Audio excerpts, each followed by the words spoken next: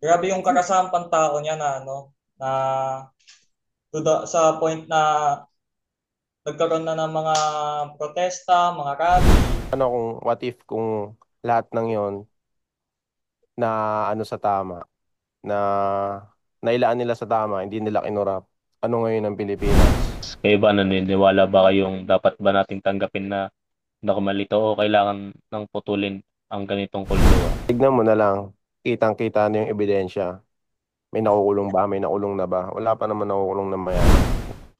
Magandang araw sa inyong lahat. Welcome sa aming podcast. At ako si Christian at hindi ako nag-iisa. May kasama ko sina Angelo, Ken at Archie. Tatlo silang makakasama ko para pag-usapan ang isang mainit na issue na siguradong may epekto sa ating lahat. At ito ay tungkol sa kakasahan at paglabag sa kakapatang pantao na kaugnay ng kasalukuyang issue ng corruption dito sa Pilipinas. Para mas malinaw kung bakit mahalaga ang topic na to, ipapasa ko muna kay Angelo para ipakilala sa inyo kung bakit natin ito dapat pag-usapan. Salamat, Christian. Oo, tama ka. Madalas naririnig natin ang salitang corruption. Pero parang nasanay lang tayo. Ang hindi alam ng marami, ito'y mismo nagiging isang uri na paglabag sa karapatang pantao. Dahil tuwing nauubos ang pondo ng bayan sa bulsa ng iilan, tayo ang nawawalan ng maayos na serbisyo tulad ng edukasyon, ospital, at mga proyektong dapat sanay para sa kaligtasan natin. Kaya sa podcast na ito, sisikapin namin malaman kung ano ang nagiging anyo ng karahasan ang korupsyon. Sino ang higit na apekto at ano pang nagagawa nating kabataan para hindi na ito manatiling normal na bahagi ng ating lipunan. Okay? Babalik ko sa iyo, Christian. Maraming salamat, Angelo. Ngayon, kung nakikita nyo ang mga kasalukuyang opisyal na inuuna ang sarili kaysa sa bayan, ano ang naisip nyo? Sa palagay nyo ba, may sapat na pananagutan ng mga nasa pwesto? Para sa akin, dapat ang mga mananagot dapat talaga sila sa mga ginagawa nila. Tulad na lang, tignan na lang natin sa flood control. Tignan natin yung ginawa nila doon. May mga namatay na. Kung hindi pa masilip, walang mananagot ngayon. Walang mananagot. Sino ba dapat ang sisihin natin? Pre, ikaw or Chi? Sino ba dapat sisihin natin, di ba? Tama, tama. Wala naman iba masisisi doon, kundi, syempre, yung mga nanunungkulan sa atin, sino ba nahawak ng pondo ng bayan? Hindi naman mga kapwa Pilipino ang nahawak noon, kundi yung mga namumuno, di ba? Wala naman ibang dapat sisihin, kundi yung mga namumuno lang eh. Kesa naman papunta sa napupunta lang sa bulsa nila. Nakikita mo yan yung nagpapakita yung diskaya ng luxury car niya na mga yung mga Rolls Royce ganun. Dami niyang kotse. Para saan? Tapos di ba may mga ang dami nilang pinapakita.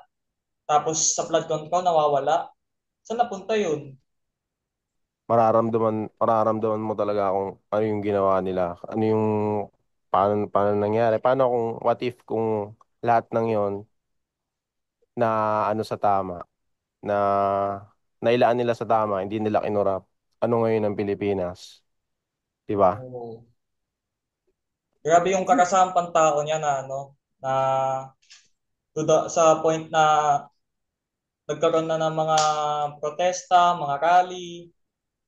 Nakikita mo sa mga doneta, sila, nagkumpulan sila para lang ipaalam na hindi kami nagbubulag-bulagan, ganon. Mas maganda nga yun eh. Dapat nalalaman nila na mali yung ginagawa nila para alam nila na kung alam nila yung meron sila accountability sa pinagkagawa nila. Bilang mga Ito, estudyante, paano nyo makakamdaman ng epekto ng korupsyon? Nakikita nyo ba ito sa mga pasilidad, scholarship o serbisyo ng gobyerno? Para sa akin, kahit saan naman nakikita naman natin ang corruption eh, di ba? Sa school, may mga may mga kulang-kulang na room, yung iba kulang sa gamit para sa ibang mga course tulad natin, mga estudyante bilang IT student, minsan lang tayo makagamit ng lab natin, di ba? Syempre hindi lang sa school, sa labas din. Maram, katulad ng sa ibang mga barangay, walang mga street lights, kaya napakadilim. Madalas sa mga krimen, di ba? Kaya ba? Sa akin Kagaya bilang, ng sige, ikaw muna. ikaw muna, pre, ikaw muna. Gaya nung sa Kabuyaw doon naman sa Kabuyaw, since taga doon ako, ang daming kulang doon na sa mga Mamatid Elementary School, yung mga inesponsoran ng mga gobyerno. Pero nakapagawa sila ng yung Cubs doon. Parang perya, parang perya nga ba? Ang dami lang pera na nilaan doon. Pero sa mga pang school, yun yung mga naghihirap sa mga walang bayad na school, hindi sila nakakapaglaan ng pera doon. May nagsasabi na parang normal na ang corruption dito sa Pilipinas. Kayo ba naniniwala ba kayong dapat ba nating tanggapin na normal ito o kailangan ng putulin ang ganitong kultura? Ako sa akin, naniniwala ako na talagang corruption ng Pilipinas. Kasi nga dati, noon pa lang, yung mga unang panahon pa lang, tinawag na mga Pilipino talaga na magnanakaw. Yung parang pinanindigan na nila or nasa dugo nila na yung ganun, mga sakim. Kaya naniniwala ako na meron talagang corruption dito. Tama, tama. Doon naman sa normalize ang corruption sa Pilipinas. Tama ba yun na inormalize ang corruption sa isang bansa? Siyempre, sino ba may gusto maging corrupt ang isang bansa, di ba? Sino ba maghihirap? Hindi tayo lang din, di ba? Para sa akin, hindi dapat siya normalize eh. Kaya nga tayo nagrarally eh, para masolve kung anong problema ng bansa. Kaya yun, dapat hindi siya normalize.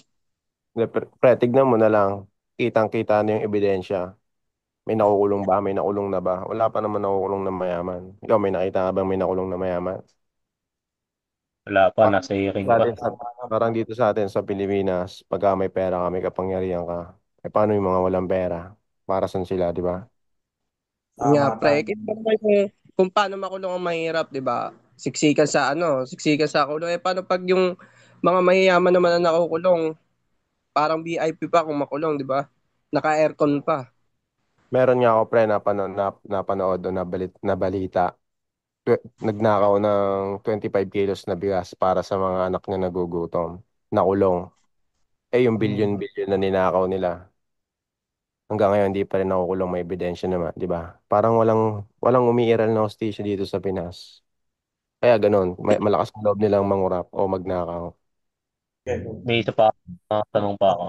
Bilang kabataan at future leaders, ano sa tingin niyong magagawa natin para kalabanan ang corruption kahit sa simpleng paraan lang, tulad ng mga klase sa campus o kahit sa social media lang? Sa akin bilang estudyante, parang sa tingin ko, wala pa akong magagawa sa bagay na yan. Pero may magagawa ko, pero simple lang talaga, simple lang. Simpleng bagay lang. Pero yung anuan yung corruption na yan, ang ibig mo sabihin, matigil yung corruption na yan. Sa katayuan ko ngayon, wala akong para itigil yan, ganun. Yung mga matataas nga na opisyal, hindi nila masupil yan. Tayo pa kaya na estudyante pa lang. Tama naman yung sinabi ni Ken, para sa ating mga estudyante, syempre, wala pa tayong magagawa dyan, di ba? Kasi nga, estudyante pa lang tayo. Ano ba naman magagawa natin, di ba? Di din naman tayo papakinggan kung sasali. Tingnan mo, nagrarally na nga eh. May nangyayari ba? Wala, di ba? Pero syempre, may magagawa din tayo kahit simple lang sa social media, mga ganun. Mamamahagi tayo ng mga mahalagang impormasyon, di ba? Yung simpleng pag-share post lang ng mga nangyayari, syempre para ma-aware din yung ibang mga ibang mga kababayan natin, di ba? Sa school naman, syempre, may mga din naman doon, may mga rules and regulations. bilang estudyante, susunod tayo sa maliit na responsibilidad na yun. Kailangan natin sundin yun. Tama nga dyan. Tama nga yung mga sinabi nila. Halos onti lang yung matutulong natin.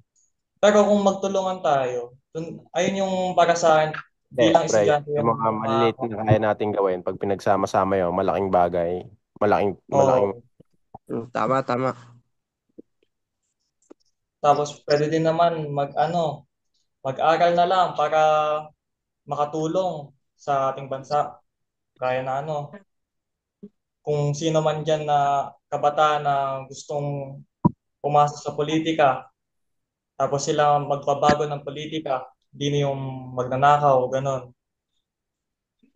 sa akin lang, sana, yung ano Pwede ko, mo yung mga panalangin ko, yung mga susunod na henerasyon, wag na nilang gayahin o sundan yung mga yapak ng mga naging nauna na nagkamali mm, na.